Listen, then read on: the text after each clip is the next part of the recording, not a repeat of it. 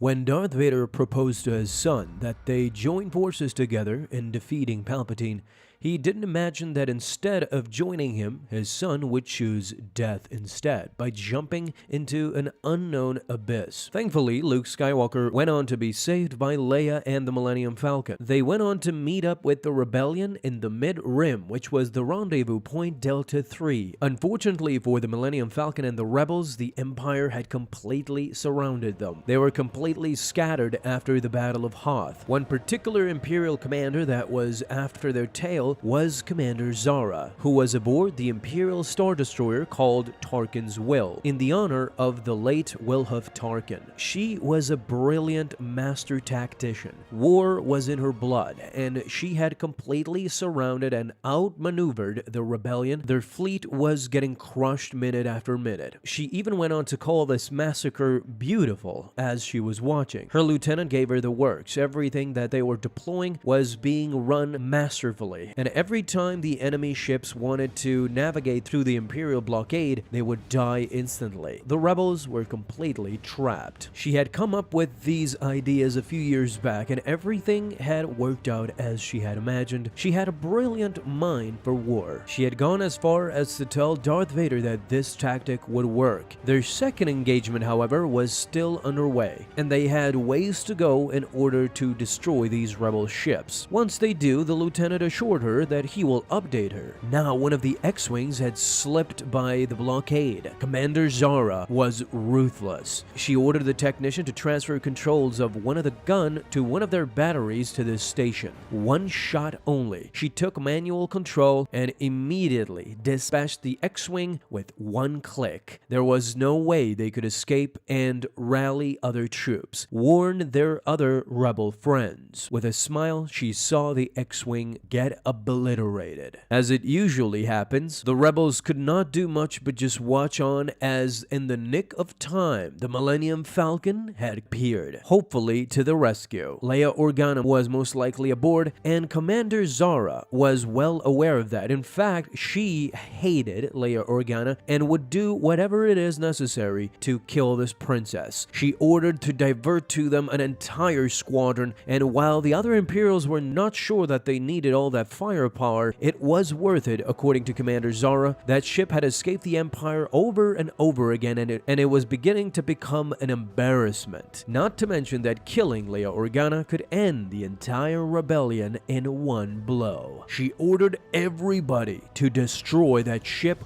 no matter what the cost. In her mind, not only did she hate the Millennium Falcon and Leia Organa, but this was her chance to prove herself, to end the war once and for all. But no matter how smart Commander Zara would be, the band of rebels that was Leia Organa, Luke, and now Lando aboard the Millennium Falcon, Chewie had the brilliant idea of simply destroying one of the light cruisers with the Millennium Falcon's newly installed missiles and simply open up a path for all the rebels to jump into lightspeed. Ultimately, that's exactly what they did. The Millennium Falcon destroyed that cruiser, much to the dismay of Commander Zara, who knew what the rebels were up to. The lieutenant was fast with that report. Sensors indicated that over 90% of the rebel vessels had made their jump into lightspeed. Infuriated by what just happened, Commander Zara yelled at the lieutenant, telling him that she is not blind. She ordered the fleet to stand down, frustrated that she now had to make a call. That call was to none other than Darth Vader. She needed to report what had happened. She tried to give him the usual fluff piece of how good they did, making it seem that the glass is half full and not half empty, as Vader's mindset was always shown to be.